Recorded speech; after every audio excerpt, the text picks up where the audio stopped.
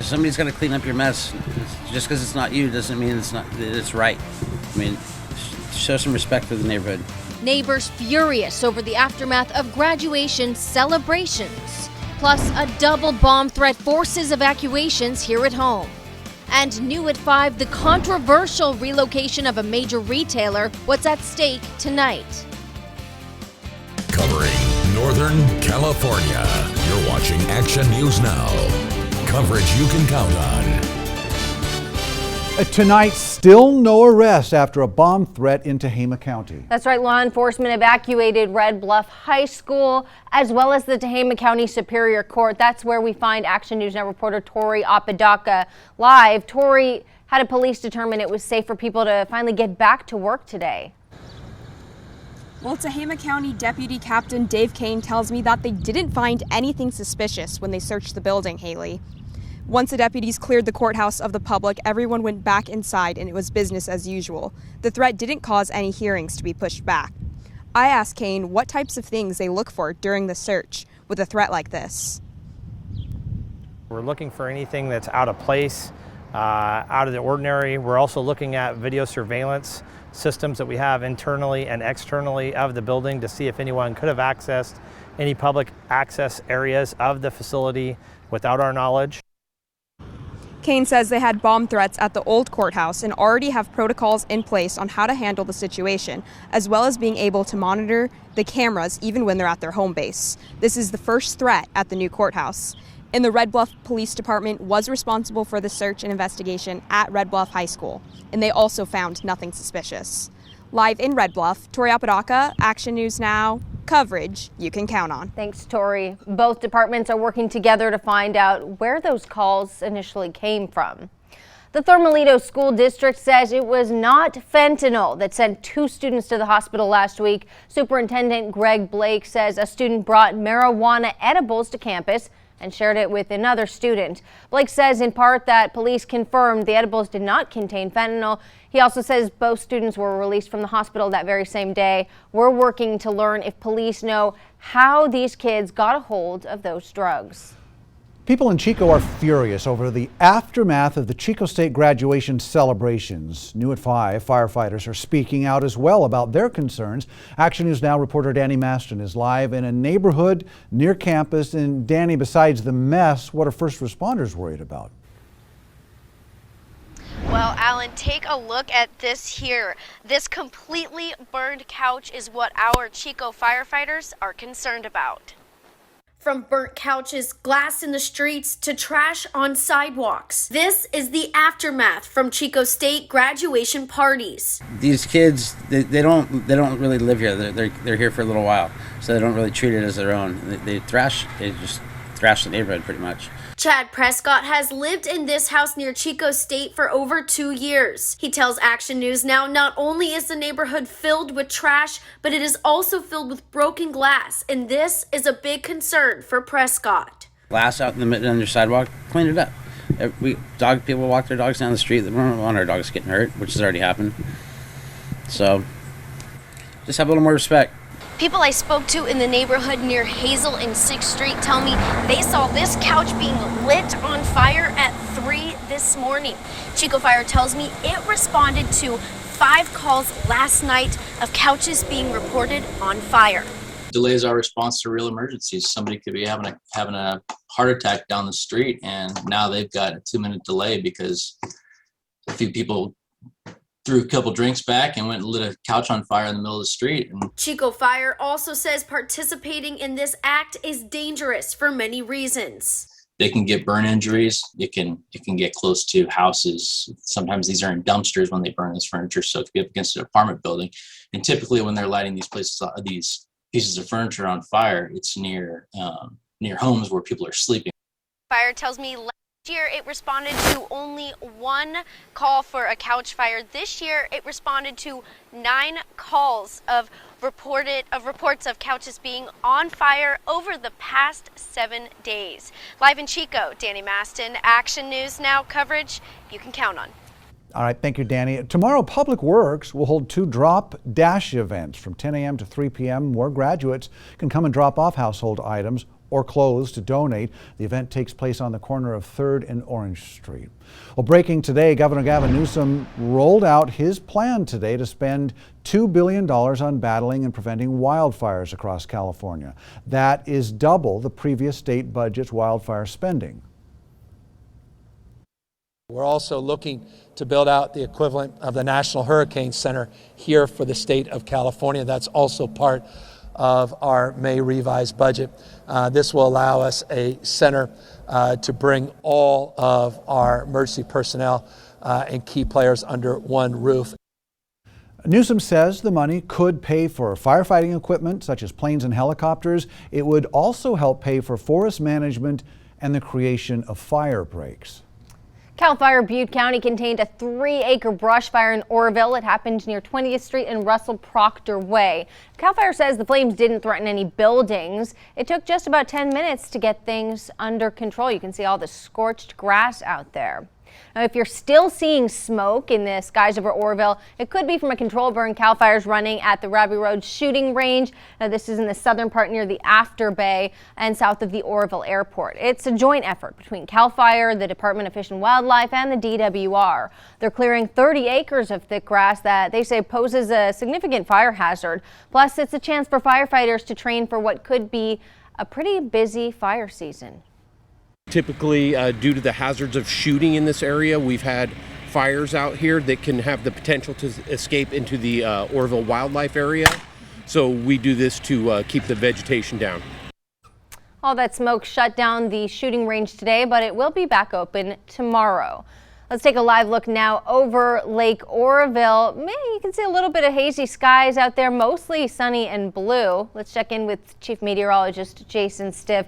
Jason, what's ahead on this Monday afternoon? Well, there's a lot of heat for this time of year. It's slightly warmer than average for everyone, but we're not completely calm and clear and warm. We do have some showers and storms that are breaking out, mainly over our far northern counties, those being Siskiyou and Modoc. You can see some active weather from right around Mount Shasta all the way into north central parts of Modoc County. And when I zoom in a little bit more, you can see where those showers and storms are going. They're all moving fairly quick, and the good news is we do have some rain falling from these storms, but you can see those sporadic lightning strikes popping up, so hopefully we don't get any lightning-caused fires. We don't have a lot of wind right now, which is good. However, we don't have a lot in the way of additional moisture in our forecast. So our fire weather forecast looking bright and breezy for Tuesday. Temperatures will be a little bit cooler tomorrow, which is good, from the lower 70s in the foothills to the lower 80s around the valley. And the wind only about 10 to 20 miles an hour, but some gusts up to 25. Humidity is still going to be awfully low, between 15 and 25%. So we're going to keep that fire danger between moderate and high. It'd be higher if it was hotter or if we had stronger wind. I'm still tracking a good chance for some stronger breezes tomorrow. Also, we're right on track for May temperature-wise. However, there is more heat coming. I'll let you know how hot it's going to get for this upcoming Memorial Day weekend in just a few minutes. We have new information tonight on a deadly crash on Eaton Road in Chico. Chico police say at about 8 p.m. on May 11th, Amy Booth intentionally drove into the concrete barricade at Eaton Road and Rogue River, driving as fast as 100 miles per hour. No one else was hurt or involved in the crash. Now, breaking news in Butte County. Public Health confirms that COVID-19 killed a person in their 20s. They confirmed that they would not confirm whether the person had other health issues, and that brings the death toll to 187 in Butte County. 11 people are still in the hospital tonight. In just a little while, Reading City Council will decide what's next for Costco. Right now, it's located on Dana Drive here north of 44. The planned new site would be on Bechelli Lane and Bonneview Road, a little to the south. New at 5 Action News Now reporter Anna Torrea is live at City Hall, where a special meeting is about to get going. Anna, why are people so fired up? Well, traffic and congestion, Haley. People who work and live nearby tell me that's one of their main concerns. Fences where the proposed Costco site would be. There's definitely the economic benefit for, definitely the city, also for local businesses. Sam Duell works just across the street from that proposed site. Duell sees the benefits of Costco's new spot, but still has his concerns. Homeless problem. that may potentially cause, more crime in the area. So traffic issues, accidents. We've had recent accidents right down the road. Dual worries increased traffic would add minutes or more to their drive from their law office to the courthouse. For us, for example, we have to go to the courthouse. It takes us 15 minutes to get there, and we use this road. Just across the street from where I'm standing is where that new Costco will be built. So let me zoom in for you and show you what it looks like right now. You can see right now that all there is just some fences right there blocking off the property. But it won't just include a Costco. It will also include some retail spaces and housing units. The specific plan for the area would allow up to 30 pumps for Costco gas. There's associated retail that could be developed on the parcel, but as we stand today, we don't know exactly what that might be. And if City Council adopts the Bechelli Voter Initiative, it becomes law after 30 days, and at that point, development of that parcel could move forward. and the meeting is set to get underway in just a couple of minutes and around 5:15, and I'll be out here keeping an eye out on this meeting and get back to you when they make a decision. For now, reporting live in Reading, Anna Treya, Action News Now, coverage you can count on. The council unanimously voted to approve the Bechelli Voter Initiative at last week's meeting. A tech company headed for downtown Reading. At 5:30, the changes you can expect. Plus, firefighters reveal what sparked a local brush fire and what's next for the person at fault. Also, an optimistic outlook as the nation works its way out of the pandemic.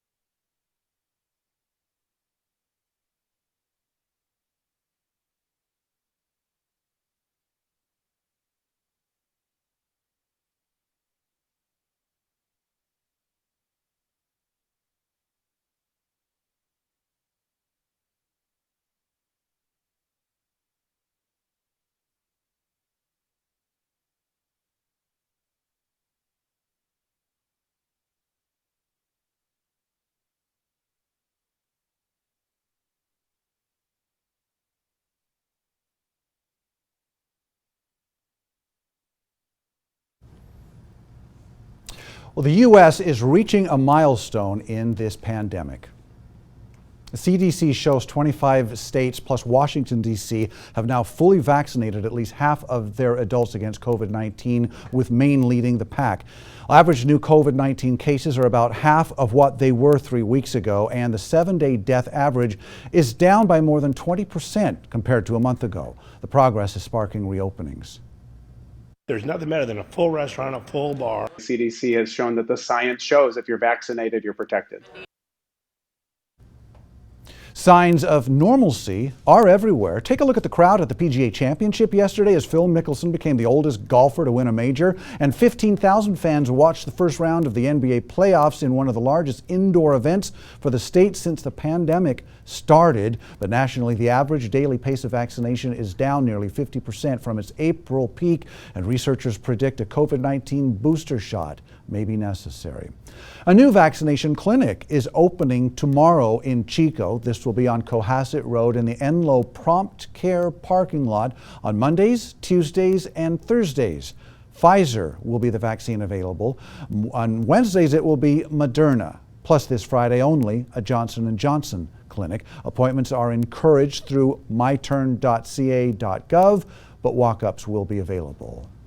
CAL FIRE says a lawnmower sparked the oak fire in Kelly Ridge near Oroville that happened last week.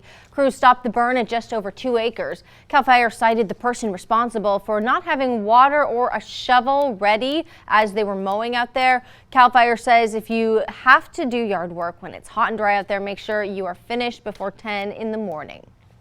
Pfizer getting going on a vaccine trial for very young children. What we're learning about the process. Plus, a lone wolf from Oregon is now off the radar somewhere in California. We don't have a lot on our radar right now. There's a couple thunderstorms over Modoc County, but if you want to get out and do some exercising tomorrow, you can certainly do that too. And the weather will be really nice. Not that hot for the valley. It's going to be cooler than it was today, but we do have a lot of heat coming. I'll let you know which days will be the hottest, and I'll have your forecast through Memorial Day right after this.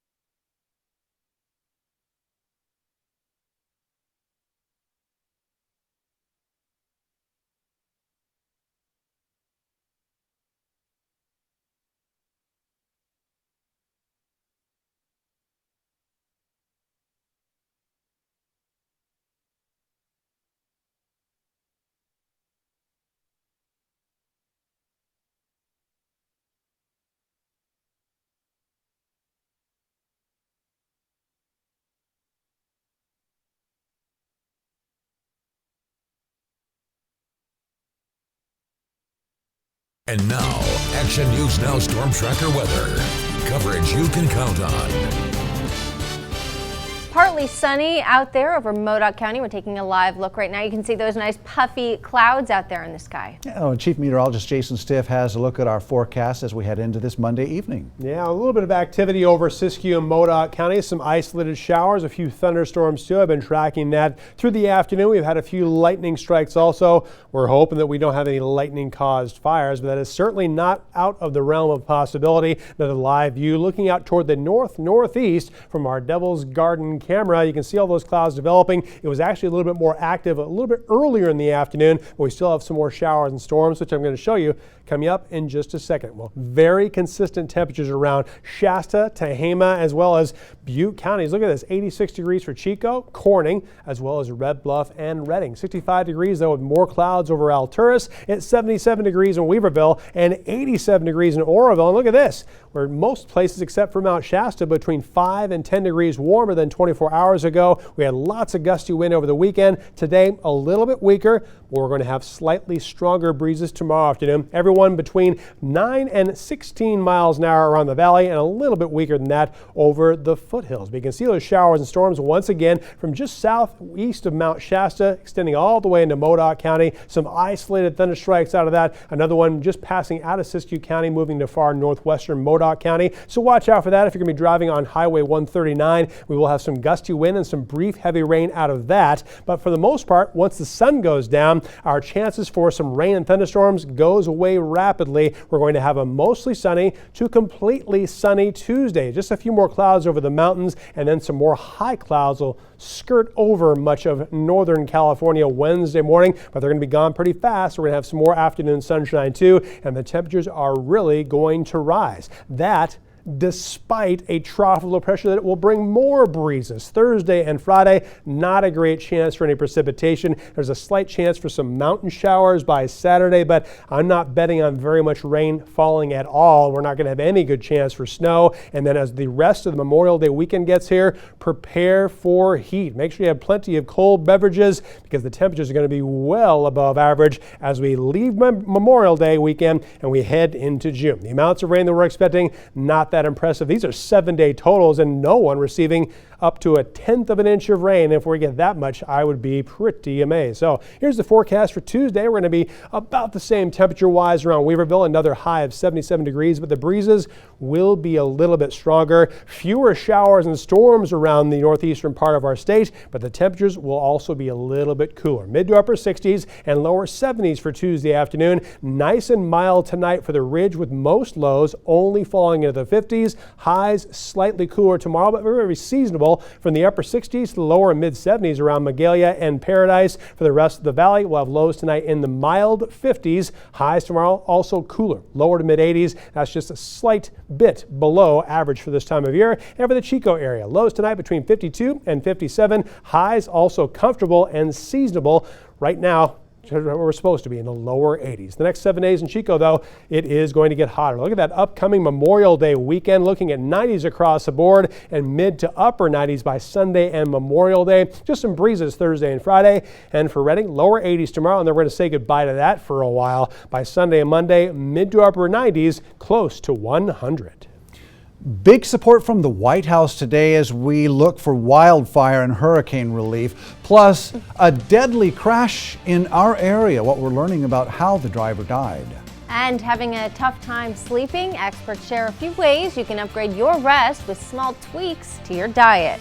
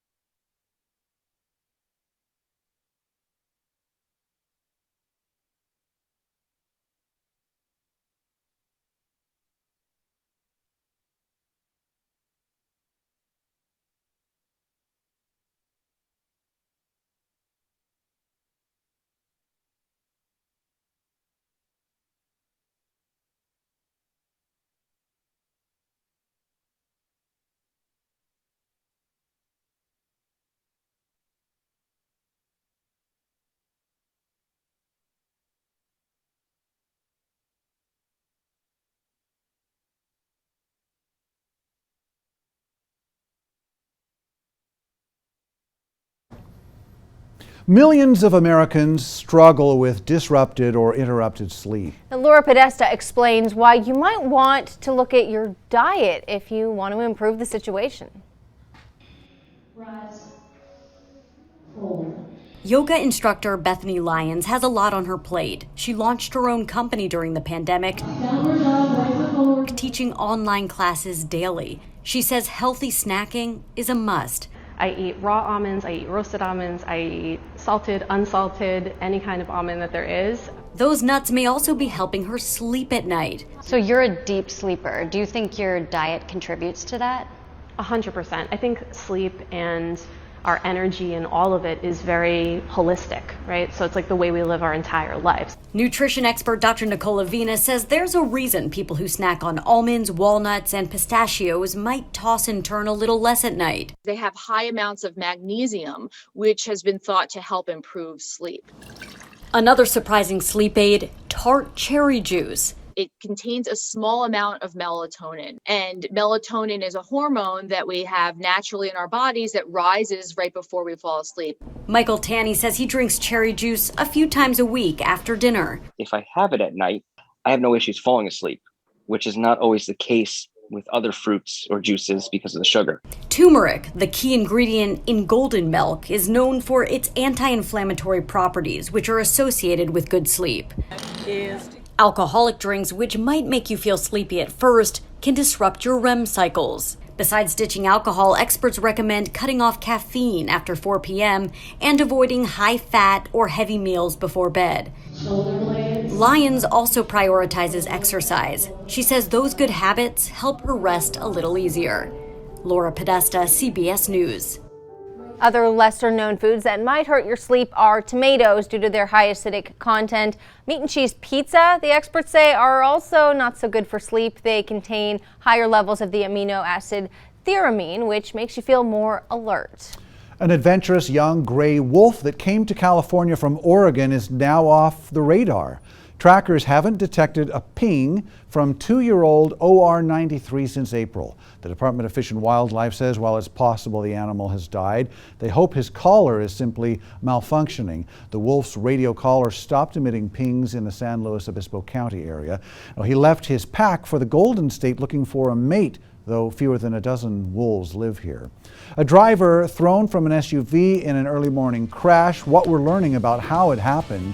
Plus, new at 5:30, some recognition and reward for hardworking 4-H grads. And the latest on vaccination safety for our kids as new trials get going.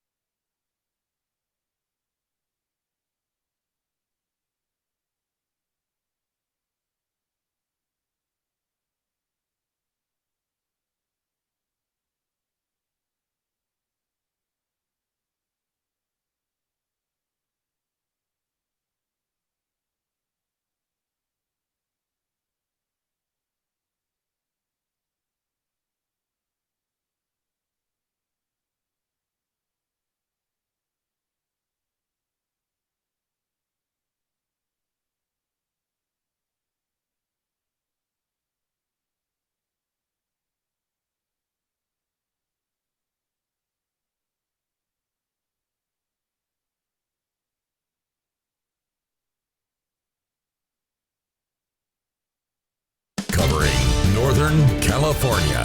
You're watching Action News Now. Coverage you can count on.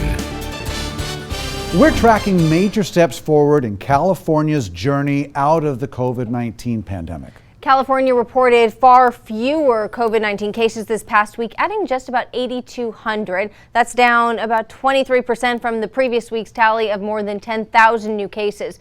A USA Today report using Johns Hopkins data shows California ranked 50th among the states where coronavirus was spreading the fastest, meaning our rate of transmission is the lowest in the nation. Across California, cases fell in 40 counties. Now, in our area, new cases remain very low. We've been showing you this map for over a year now.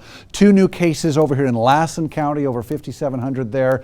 2 new cases in Colusa County, and 6 new cases in Yuba County. But Shasta County reports 41 new cases from Friday to Saturday. Now, tracking the vaccine rollout for you, Butte County now is at, 153,000 vaccine shots have gone out. Shasta County, the number is 106 plus. We look at Trinity County, 7,700. Tehama County, more than 30,000. Modoc County, 4,800. And Tehama County, 30,000. So, Haley, those growing numbers are getting us closer, of course, to herd immunity.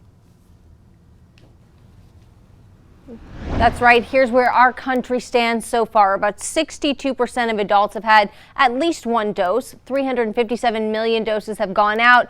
About 287 million now administered, and 130.6 million people are now fully vaccinated. So that's 39% of the way. Pretty close to halfway of what the CDC wants us to achieve for herd immunity. That would be 80%. Now, kids as young as 6 months are now participating in a Pfizer COVID-19 vaccine trial. Jamie Yukas shows us how Pfizer plans to enroll more than 4,500 kids and hopes to apply for emergency use authorization for a children's vaccine by this fall. For parents, Otavio and Zenaida Good, the first step to getting back out into the world was getting their family vaccinated. Their sons, 3-year-old Andel and 8-month-old Soren, were among the first kids under the age of 5 to receive the Pfizer vaccine. Zenaida, who has a PhD in immunology, felt confident about signing her kids up for the Phase 1 clinical trial at Stanford. What made you guys decide, no, we want to go ahead and do this? Vaccines are one of the greatest inventions of immunology, and it's like the key for us to feel good and safe about our kids. One thing that we're concerned with is the long-term effects of COVID, and it's like, yeah, we'll take the vaccine any day over the potential downsides of COVID. Dr. Yvonne Maldonado is overseeing the trial, which will help researchers determine dosing. The goal is for kids to have a strong immune response with minimal side effects. Children have a tendency to develop fevers more often than adults do in general. And we also know that children frequently respond to lower doses with good immune responses. Zenaida says Andel and Soren were given 1/10 of an adult dose. And baby Soren returned last week to have his blood drawn. Did your kids have any side effects? Not anything major. Andel, after his first dose, he was a little bit low on energy for 1 day and had a sore arm for 1 day. But after second dose, both kids had nothing. Maldonado says kids' side effects will likely be similar to adults, but it's a small price to pay. COVID is the 10th most common cause of death in children in the U.S. right now. It is causing children to be sick with a disease for which we don't know the long-term effects. For the Good family, shots also mean they're more comfortable at some of their favorite places, like the park.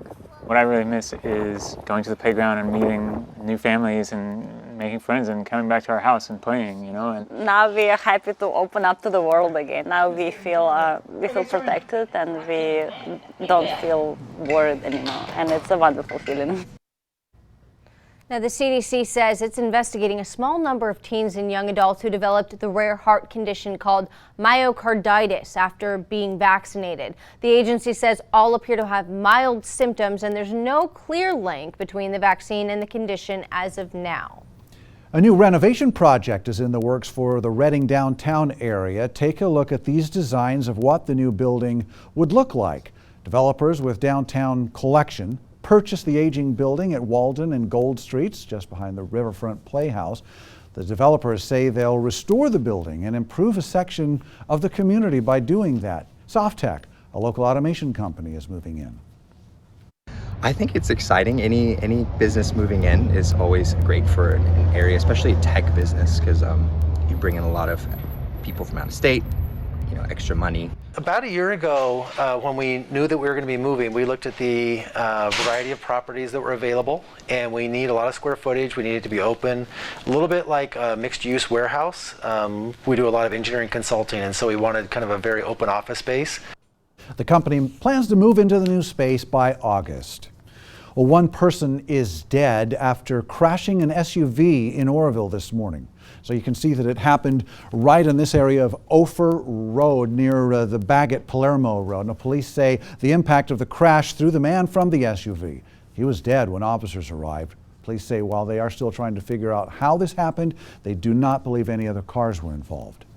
The Reading Area Bus Authority is offering free rides from downtown to the Brandy Creek Beach at Whiskeytown. You can grab a ride Thursdays through Saturdays, starting this week and lasting through September 4th.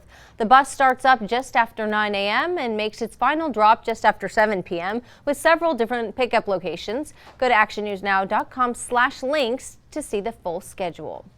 Pool owners are ready to dive into summer, but a growing number are having trouble finding an essential product.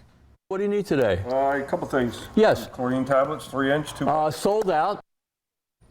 Pool store owners across the nation reporting short supplies of chlorine tablets. The pandemic is part of the problem. Thousands of families stuck at home during the first few months of COVID decided to build a pool. Now, the higher demand is coupled with lower supplies after a fire destroyed a chlorine manufacturing plant in Louisiana last year. Online prices since have doubled on some sites.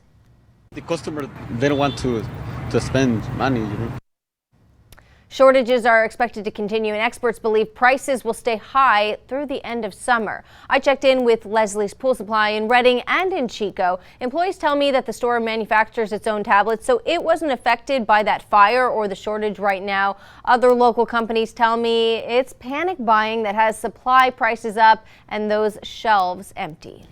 The Glenn County Fair hit record numbers. The fairgrounds CEO, Mickey Martin, says the fair saw above average attendance almost every day. The grandstand event sold out Friday and Saturday. The Saturday Junior Livestock Auction also hit a record with 306 exhibitors.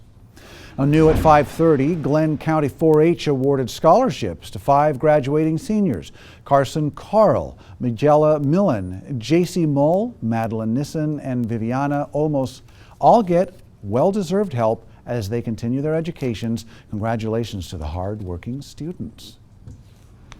A work is about to begin on $100,000 safety project. It's on Highway 99 right here in this area, just south of Live Oak in Sutter County.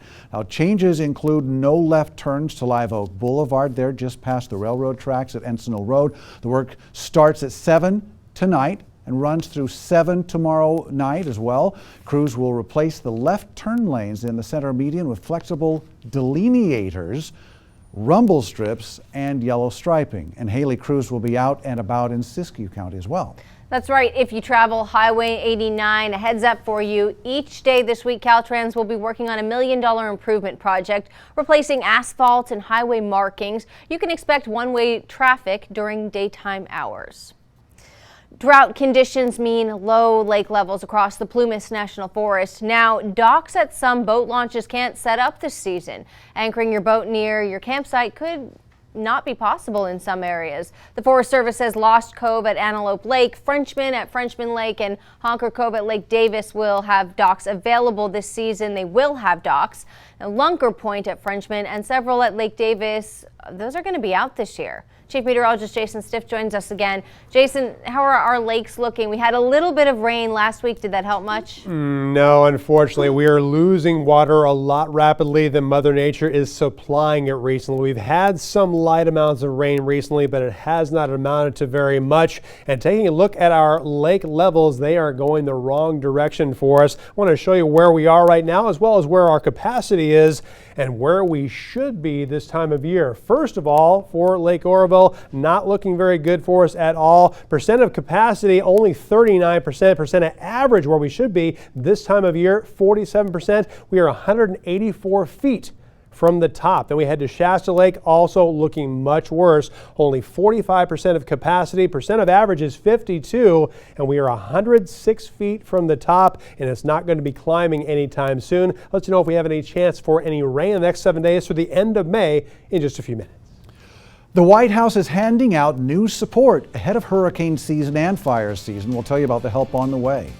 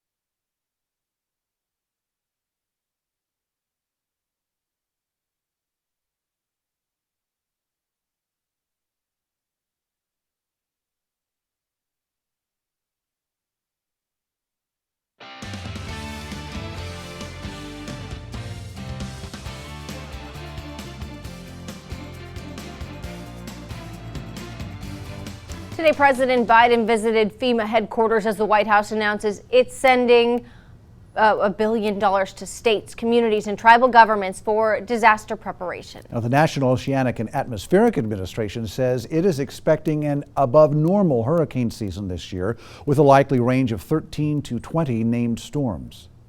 We're going to spare no expense, no effort to keep Americans safe and respond to crises when they arise.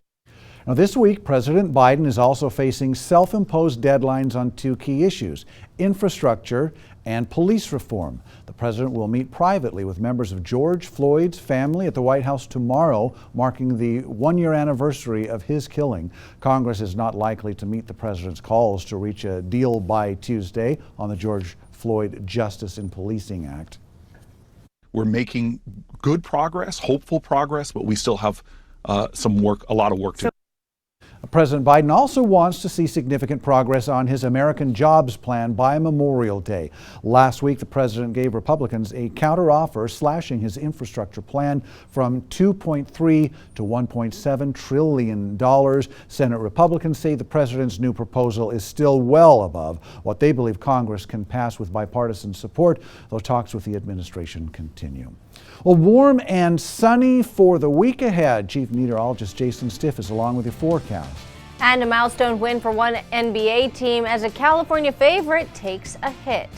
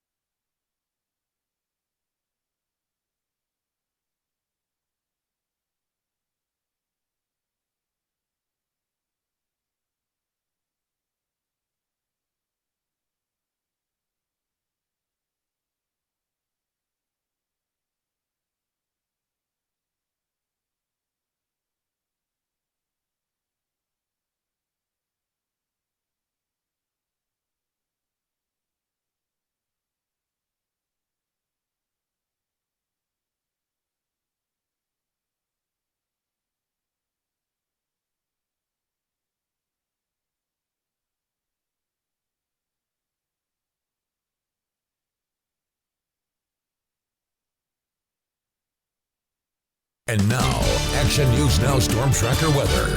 Coverage you can count on. We're taking a look now live over, well, I don't recall, is this now again over Modoc County right now? And you can see partly cloudy, beautiful skies, not terribly hot out there. Chief Meteorologist Jason Stiff joins us now. Jason, we're looking at some pretty picture perfect weather out there. Hopefully it'll stay put for a little while. Yeah, looking pretty quiet for most of the valley right now. We have a few clouds, a few showers and isolated thunderstorms that have been popping up mainly over Siskiyou County, Modoc County, as well as parts of Shasta County, just to the north and west of Redding itself. But the temperatures are still above average. Lots of 86s for us for Red Bluff as well as Redding, also Corning and Chico, all at 86. It's 85 degrees in Willows, but much cooler with more clouds over Alturas at 65 degrees, and Mount Shasta also a lot more clouds in the area and currently 67. We had a lot of gusty wind over the weekend, a little bit weaker today. We're expecting the breezes to get a little bit stronger tomorrow afternoon. And taking a closer look at all those showers and storms that are developing, you can see right around the Redding area, one to the west as well as one near Shasta Lake, quickly moving overhead. So if that is going to be in your neighborhood, make sure that you seek shelter. We don't want anyone getting struck by lightning. We have a few more lightning strikes though over northwestern Modoc County, especially near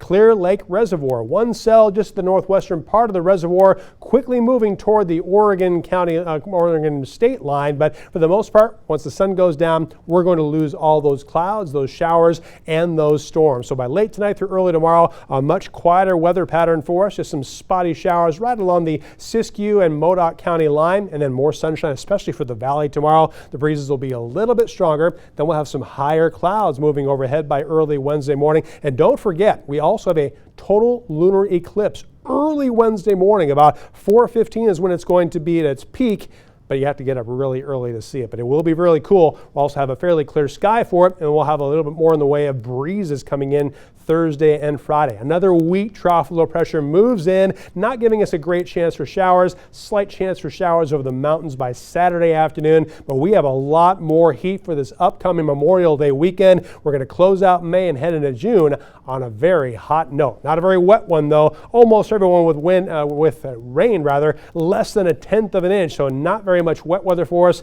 as we get closer and closer to summer. Here's your forecast for Tuesday. Expecting highs to be a little bit cooler than today. 60s and lower to mid 70s for the northern mountains, for the southern Cascades and northern Sierra. Also highs in the 60s and lower 70s. A few clouds here and there, but not quite as active as it has been. We'll also have some breezes for the ridge tomorrow afternoon. Highs a little bit cooler from the upper 60s around Sterling City and Butte Meadows to the lower mid 70s for Magalia and Paradise. And for the valley tonight, we'll have a clearing of our sky, mostly clear by tomorrow morning with lows in the 50s. Highs also a little bit more seasonable. Lower to mid 80s for tomorrow afternoon. And the Chico area, lows tonight in the mid to upper 50s for most of us. Lower 50s around Marysville. Highs slightly cooler than today, but nice and comfortable for late May.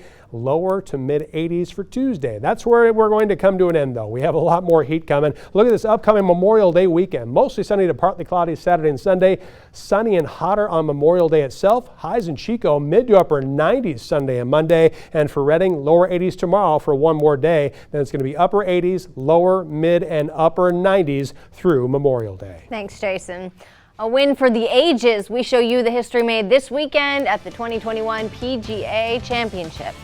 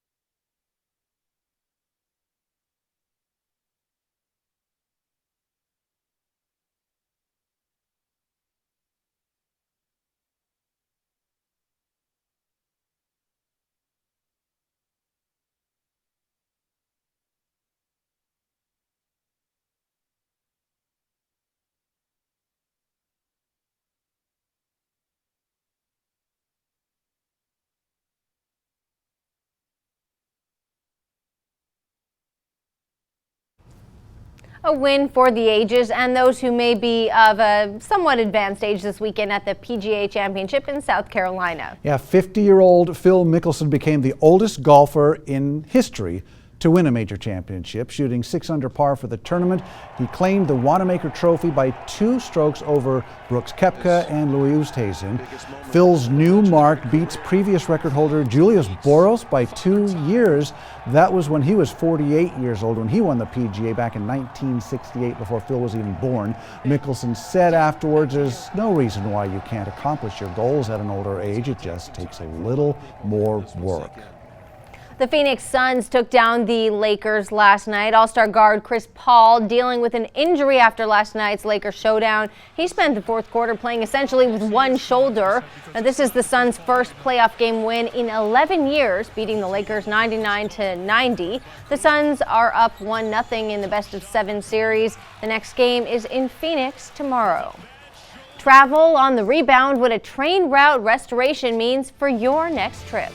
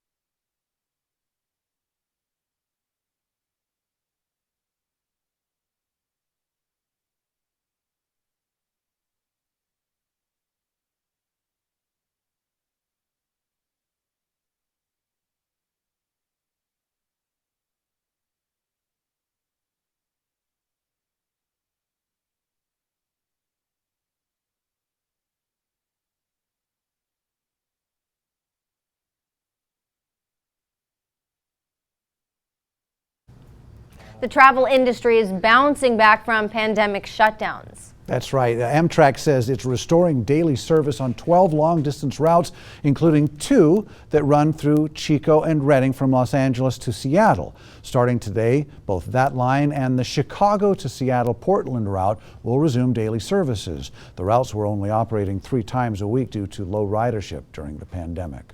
The Silver Dollar Fair is making its way to Chico this weekend, Thursday through Sunday at the Silver Dollar Fair grounds. Grab your favorite fair food, check out a live shark even, and hop on some of the rides. Fireworks, racing, and concerts all on the books. Go to our website, actionnewsnow.com/links to get tickets.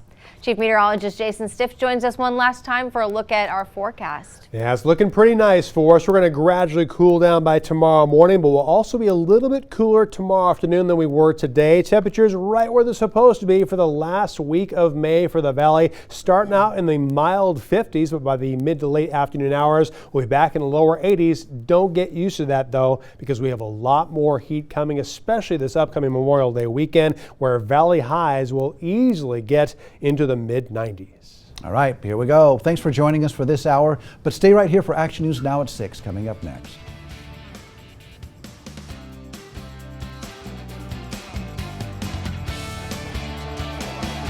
This will sink in.